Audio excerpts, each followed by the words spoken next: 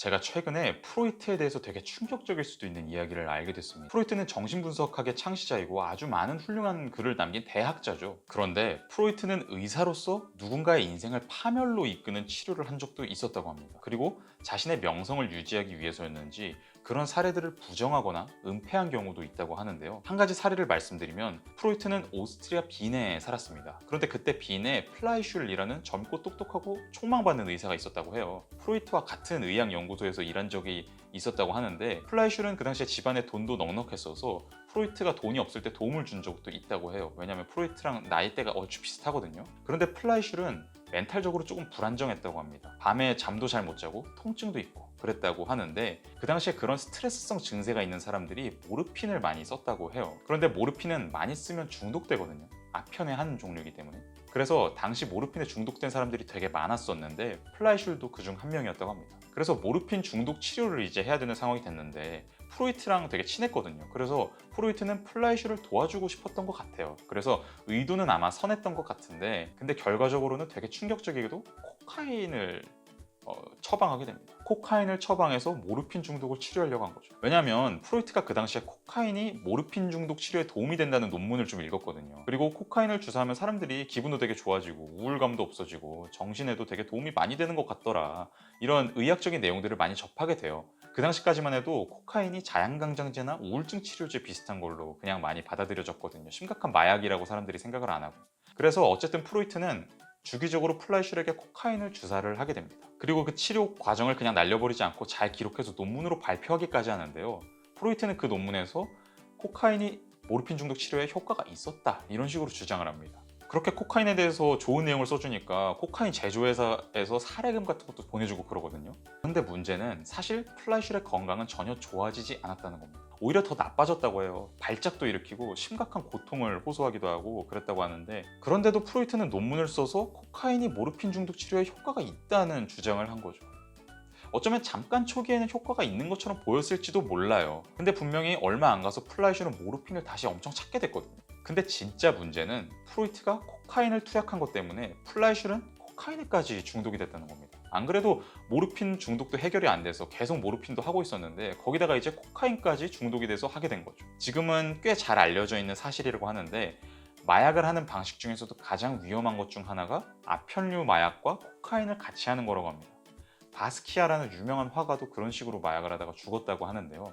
플라이슐은 그렇게 아주 최악의 방법으로 계속 마약을 섞어서 하게 됐고 건강은 점점 더 악화됐고 정신 상태도 아주 안 좋아져서 나중에는 사회생활이 거의 불가능할 정도가 됐다고 합니다. 그렇게 고생을 하다가 40대의 이른 나이에 생을 마감했다고 합니다. 물론 속단을 하기는 어렵겠지만 플라이슐이라는 그 촉망받던 의사가 이렇게 비참하게 일찍 생을 마감하게 된 데에는 친구였던 프로이트가 굳이 코카인을 처방했던 게 중요한 역할을 했다고 봐야 되겠죠. 물론 프로이트는 아마 선의에 의해서 그랬던 거겠지만 그럼에도 불구하고 증상이 딱히 나아지지 않는 게 뻔히 보였는데도 불구하고 그렇게 실제로 치료에 효과가 있었다고 논문까지 발표하고 끝까지 자신이 틀렸다는 걸 인정하지 않았던 모습은 좀 이해하기가 힘든 부분인 것 같습니다. 어쩌면 친구가 자신 때문에 더 심각한 마약 중독으로 고생하게 됐다는 사실을 인정하고 싶지 않았던 걸 수도 있겠죠. 이 사례는 프로이트의 숨겨진 환자들이라는 책에 나오는 사례인데요. 이 책은 미켈 보르크 야콥센이라는 정신분석학자가 쓴 책인데 프로이트는 아주 많은 환자들의 치료 기록을 남겼고 그 환자들을 치료한 사례들을 바탕으로 자신의 이론을 정립했습니다. 그런데 막상 프로이트의 글들에는 거의 그 환자들은 익명으로만 나오고 또 프로이트의 시각에서 본 내용들만 나오거든요. 한마디로 프로이트의 이론 안에서 그 사람들을 보면 그 사람들이 어떤 사람들인지가 잘 드러나지 않는다는 거죠. 프로이트라는 의사의 시각에서 본 내용만 드러나고요. 이 책의 저자는 이런 문제의식을 품고 그 환자라고 소개됐던 그 사람들이 과연 실제로 어떤 모습을 했었는지, 과연 정말로 프로이트가 소개한 모습 그대로의 사람들이었는지, 아니면 뭔가 다른 면모가 있었는지 그거를 추적해서 책을 썼습니다. 결론적으로 말씀드리자면 이 저자에 따르면 프로이트가 본인이 잘못 치료해놓고도 마치 되게 치료 효과가 좋았다라는 식으로 둔갑시켰던 그런 사례도 많고 또 환자들이 프로이트를 불신했던 경우도 많았다고 합니다. 어쩌면 이런 수많은 진실들을 잘라내고 자신의 기획에 맞는 것만을 잘 부각시켜서 어필해야 세상적인 성공을 거두고 대학자가 되는 걸지도 모르겠네요. 제가 또 재밌게 봤던 사례 하나는 마르가레테 총카라는 환자의 사례인데요. 사실 환자도 아니에요. 그냥 프로이트한테 상담을 좀 받았었던 여성인데 이 사람이 왜 상담을 받게 됐냐면 마르가레트는 어렸을 때부터 레즈비언이었습니다. 여성들과 성생활을 실제로 했었는지는 기록에 따르면 확실하진 않은데 어쨌든 멋있는 여성들을 동경하고 애인처럼 지냈다고 해요. 그런데 아버지가 아주 엄청난 부자 사업가였는데 딸이 레즈비언이라는 걸 알고 있었고 그걸 그렇게 탐탁해하지 않았다고 해요. 그런데 하루는 어떤 한 귀족 부인이랑 마르가레트가 팔짱을 끼고 걸어가고 있었는데 아빠가 저 멀리서 걸어오더래요. 그래서 잠깐 도망갔대요. 그리고 잠깐 후에 돌아왔는데 그 애인이 너는 아버지한테 나와의 관계를 알릴 용기도 없니? 이러면서 화를 내더래요.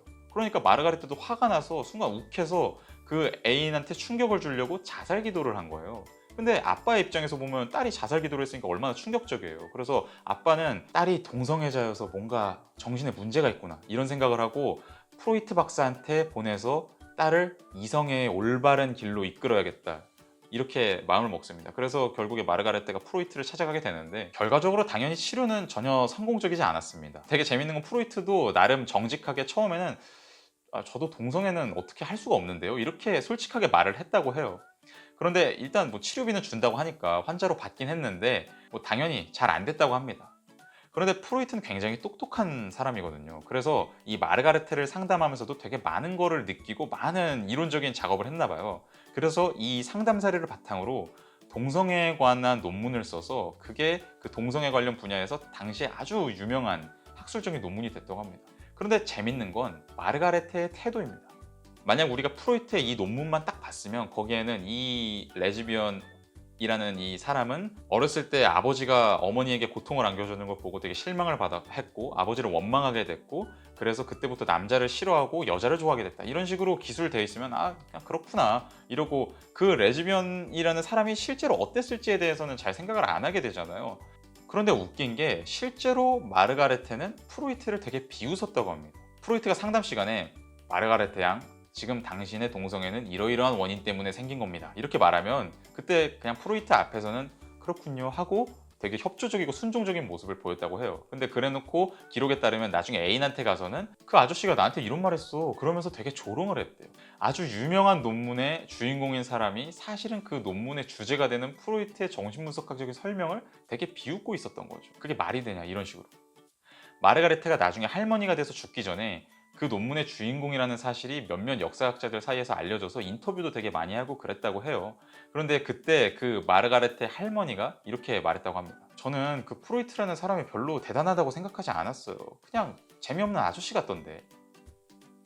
이렇게 보면 프로이트라는 사람도 아무리 명성이 대단하고 역사에 이름을 남긴 학자라고 하지만 결국에는 한 명의 인간이었구나. 그 사람도 누군가한테는 그냥 비호감 아저씨였을 수도 있겠구나 이런 생각이 들었습니다.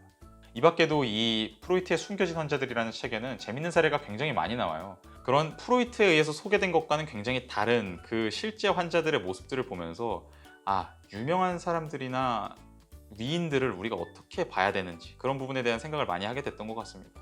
어떤 한 사람이 빛나기 위해서 그 주변의 어떤 다른 사람들은 어둠 속에 남겨져야 하는 그런 경우도 있고 어떤 한 사람의 주장이 힘을 얻기 위해서 다른 사람들의 목소리는 묵살될 수밖에 없을 때도 있고 그러니까요. 네, 프로이트의 충격적인 이야기 재밌게 들으셨나요? 오늘 제가 준비한 내용은 여기까지고요. 다음에 또 재밌는 내용으로 돌아오도록 하겠습니다. 감사합니다.